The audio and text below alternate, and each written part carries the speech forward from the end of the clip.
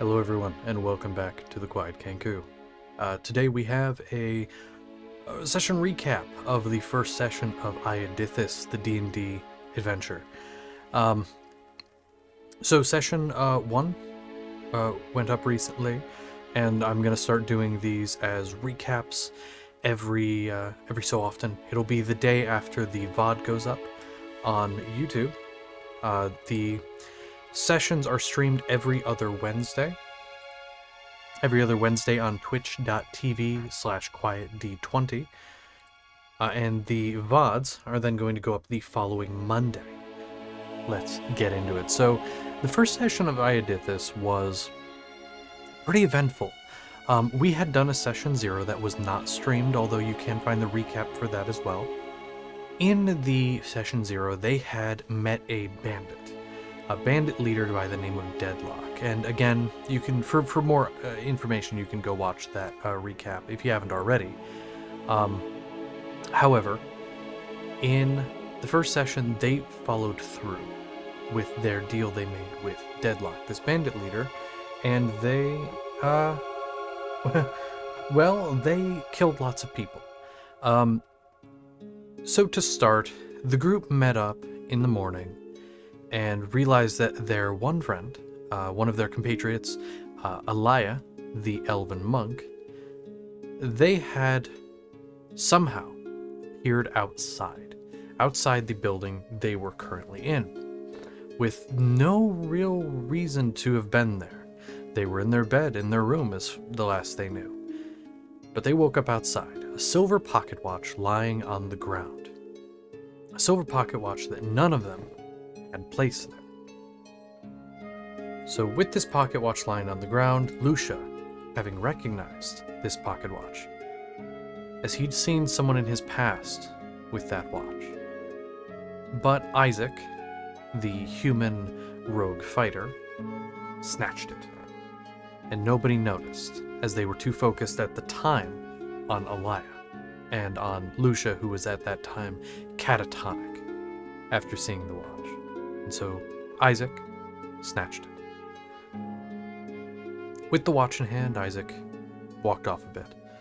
Alaya was eventually brought back to consciousness, and she, as far as anyone could tell, seemed fine, if not a bit sore. Both a bit of a headache and her bones ached.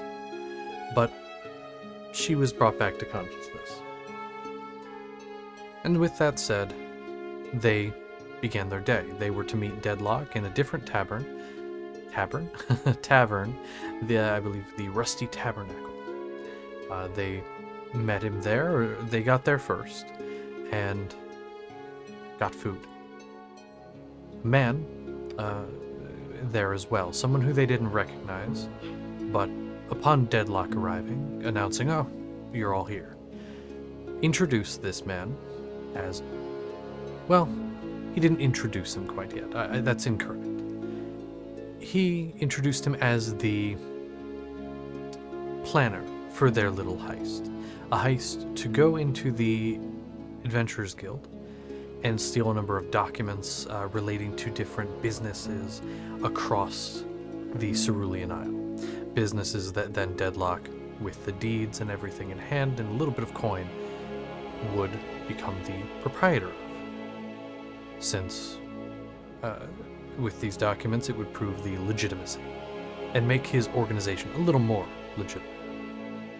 And so they went to get the plan together to steal these documents. The plan was that Isaac and Lucia would go up on the roof and go into the one unmarked room on the maps that they had acquired from their scouting runs. There was one room that was unmarked, the one with the papers suspected to be in it. And so Isaac and Lucia would go up there to get it, while everyone else, that being Edna, the druid barbarian. So Edna, this unnamed, at the time unnamed person, who was in the VOD, if you do watch it, I call them Orange Shirt. Until their character's name is revealed Their name is Orange Shirt, because we couldn't figure out what to call them, and so I called them Orange Shirt. And so there was that. There was Orange Shirt. And then there was also Alaya. The three of them downstairs, they were to cause a distraction. There were lots of guards in the building, and there were still people. And so they were to cause a distraction. And oh boy did they. Oh boy did they. Edna walked right up with her warhammer and brought it down on a guy's skull, which immediately smashed his face in. He died. There was a guard standing right there, and so naturally the guards got involved, and a lot of them died. The Orange Shirt eventually being revealed to be named Vakten. Vakten, a ranger wizard. Very interesting little concept with some few abilities we came up with.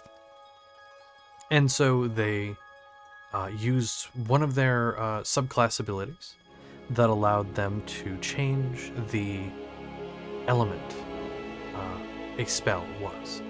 And so they used Thunder Wave, but instead of it being force damage, it was fire. And this waves of fire erupting from them, they essentially vaporized some of the people in the tavern, causing some of the other guards to be afraid and lighting it on fire. Eventually, it burning and smoldering. As this is happening, Lucia and Isaac are upstairs, after sort of rappelling across the gap between a couple buildings, Isaac using a potion of strength to hold the rope while Lucia made his way across, sort of tight-roped across. Isaac then climbing up the side. They made their way, or Lucia, rather, made his way into this boss's office of the Adventurers Guild in the Pinmont Quay. Upon entering, he saw a few things. One, he saw a body lying on the ground, hand outstretched, blood everywhere. The hand outstretched toward two things, or near two things.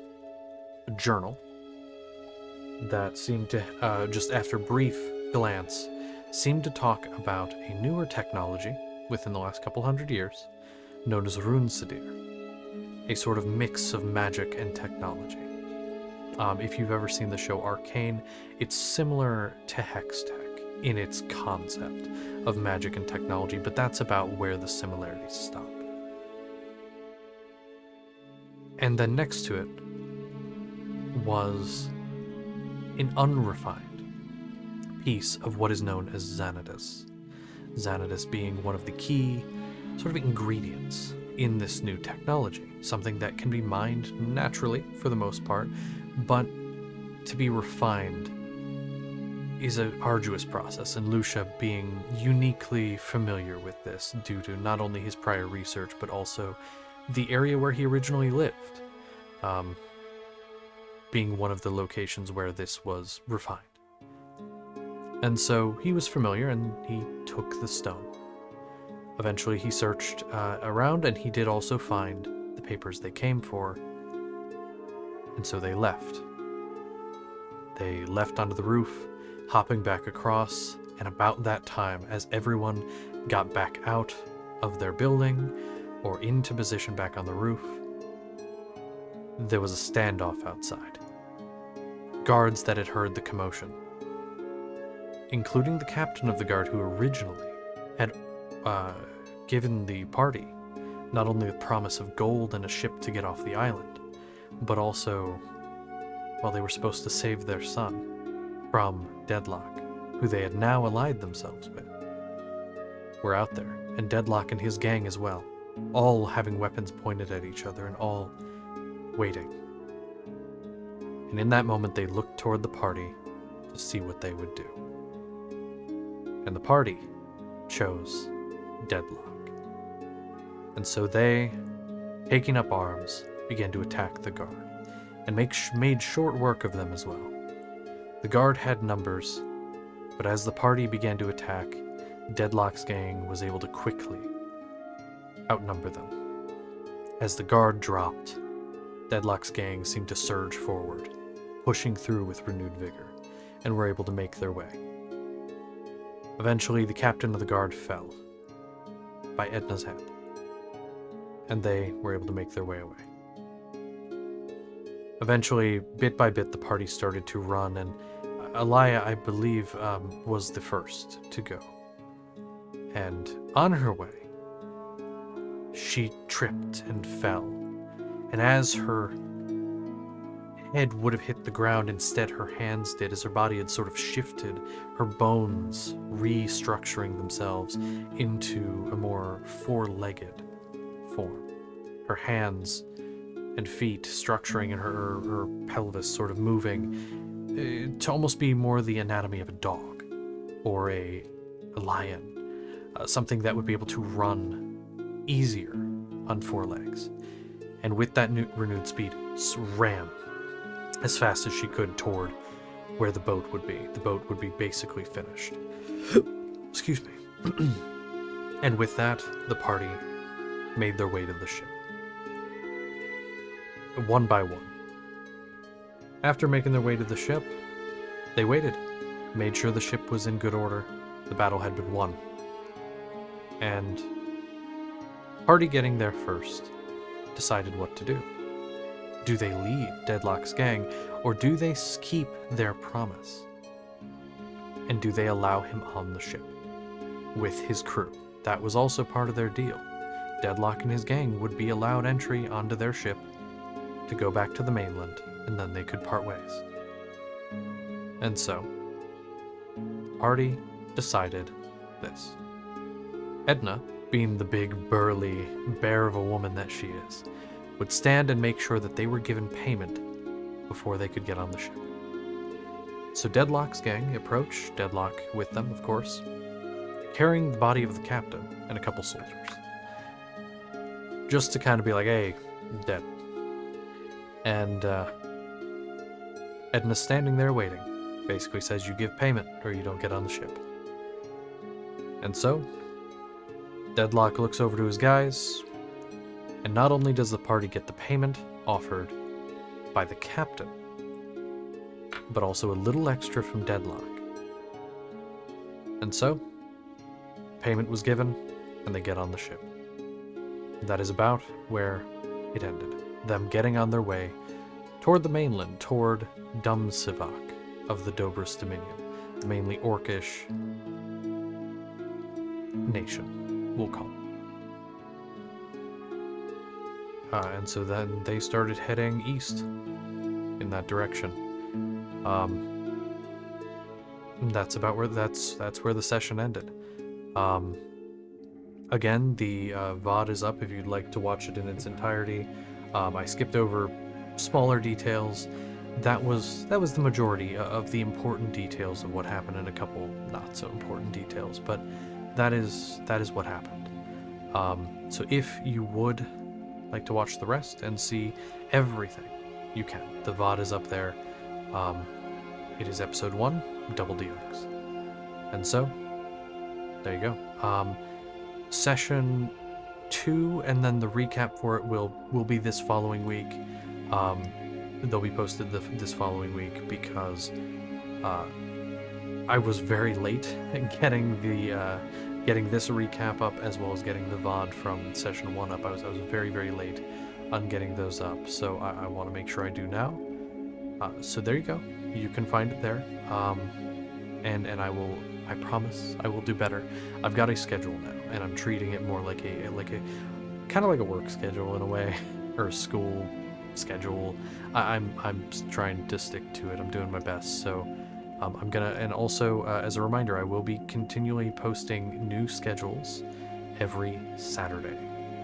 That is, again, every Saturday before the week the schedule is for. So for example, this is the week of the 12th of December through the 18th. That's the schedule we're currently on.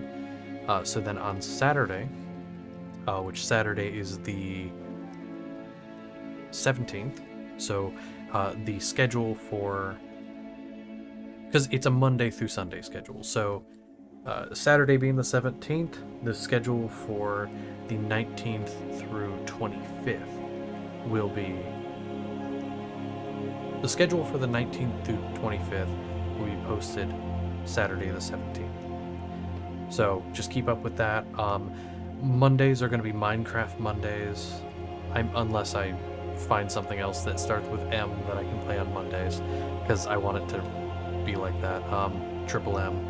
And then we're going to have Tuesday, which is Tactical Game Tuesdays. That could be anything from a shooter to, I don't know, like a shooter to like a turn-based game.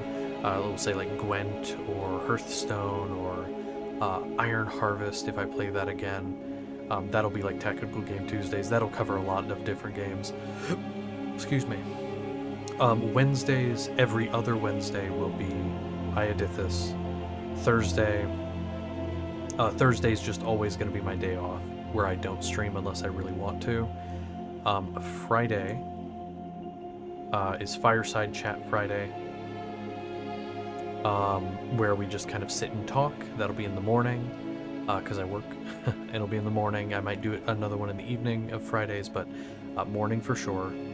Saturday is Scary Game Saturdays, where I pick a scary game or a couple if they're short and play them. And then Sunday is just whatever I want. And on YouTube, a post of the Quiet Kenku's Beginner's Guide to D&D. That's at least what is going to be this week. Everything else is pretty rigid and won't change unless like I just can't stream. Like yesterday, for example, I was able to stream. Yesterday being Tuesday, the 13th, I could stream, and I did, but then later in the day, about the time I was going to post this video that I'm doing right now, we lost power, and I couldn't. Just power entirely went out, so there we go. That was great, and it wasn't back until like midnight, and I had to work today, the next day, so I had to sleep, but yes, so I'm going to be